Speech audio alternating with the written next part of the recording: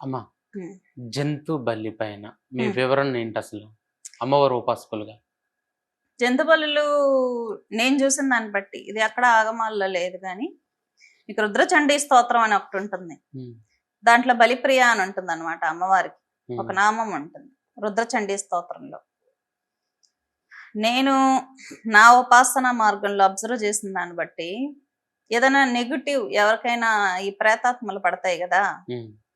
గ్రామాల్లో ప్రయోగాలు వదులుతారు. అవును. ప్రయోగాలు వదిలినప్పుడు గ్రామంలోకి ఎంటర్ అవ్వాలంటే గ్రామ దేవత కాపలాగా వస్తుంది. అవును. ఎల్లమ్మ, అవును. ఆ ఇప్పుడు భీమవరం మావుళ్ళమ్మ, హ్మ్. వీళ్ళంతా ఏంటి గ్రామాలకు ఇప్పుడు పోలీస్ స్టేషన్లో ఎస్ఐలు ఎలా ఉంటారు గ్రామాలలో, హ్మ్. అలాగా గ్రామ దేవతలు అనమాట. వాళ్ళు ఓకే. కాపలాగా వస్తా ఉంటారు హ్మ్. గ్రామాన్ని. హ్మ్. ఇప్పుడు ఏదైనా ప్రయోగించాలి, ఒకరి మీద ప్రయోగం వదలాలి, పలానా ఊర్లో వాడు మనకు నచ్చలేదు అనుకుందాం, హ్మ్. ప్రయోగం వదిలేది ఎలా వదులుతాడు? ప్రేతాత్మను ఆవాహన చేసి నెగిటివ్ గా హిప్నటైజ్ చేసి వదులుతాడు. ఓకే.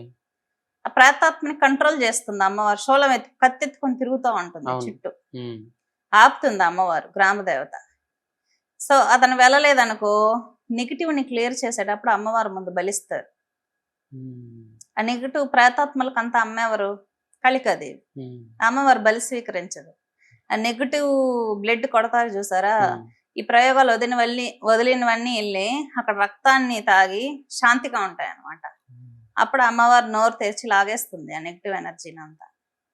ఓకే. అందుకోసం నెగిటివ్ ని క్లియర్ చేయడానికి ప్రయోగాలు ఇది మీకు ఎలా తెలుసు అంటారా? ఇది నేను ఎక్స్పీరియన్స్ అయ్యాను. ఓకే.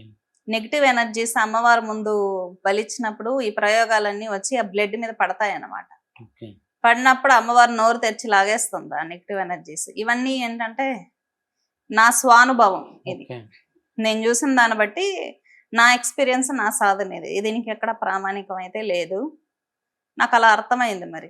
నేను చూశాను ఒకసారి జపం చేస్తుంటే బలిచ్చినప్పుడు ఏంటంటే నెగిటివ్ క్లియర్ అవుతుంది. ఎవరి మీదైనా ప్రయోగాలు ఉన్నా నెగిటివ్ని క్లియర్ చేయడానికి యూస్ చేస్తారు బలి అనే ప్రక్రియ. కానీ ఒకప్పుడు ఏంటంటే మనుషులకి ధాన్యము అది రెగ్యులర్గా ఉండేవి కావు. ఒక 100 ఏళ్ల క్రితం ఓకే. పంటలు సరిగ్గా పండేవి కావు. అప్పుడు మనుషులు మాంసం తినేవాళ్ళు. అవును. పంటలు లేక ఒక్కొక్కసారి ఒక్కో నెల వర్షాలు పడతాయి. అప్పుడంతా ఆర్గానిక్ ఫుడ్ కదా. ఇప్పుడైతే అవును. మనం అన్నిట్లో పండించేస్తున్నారు, అవును. టబ్లో కూడా వ్యవసాయం చేసేస్తున్నారు. కానీ అప్పుడేంటి, అప్పట్లో ఉన్న వాళ్ళు ఏంటంటే ఏం తింటారో అదే ఆహారం పెట్టేవాళ్ళు. ఓకే. అందరికి మరి బలిచ్చేవాళ్ళు కాదు. బలిచ్చే దేవతలు వేరేగా ఉన్నారు, బలి ఇవ్వని దేవతలు వేరేగా ఉన్నారు. బలిచ్చే దేవతలకి వీళ్ళు ఏం తింటారో అదే ఆహారం అమ్మవారికి కూడా పెట్టేవాళ్ళు. ఓకే.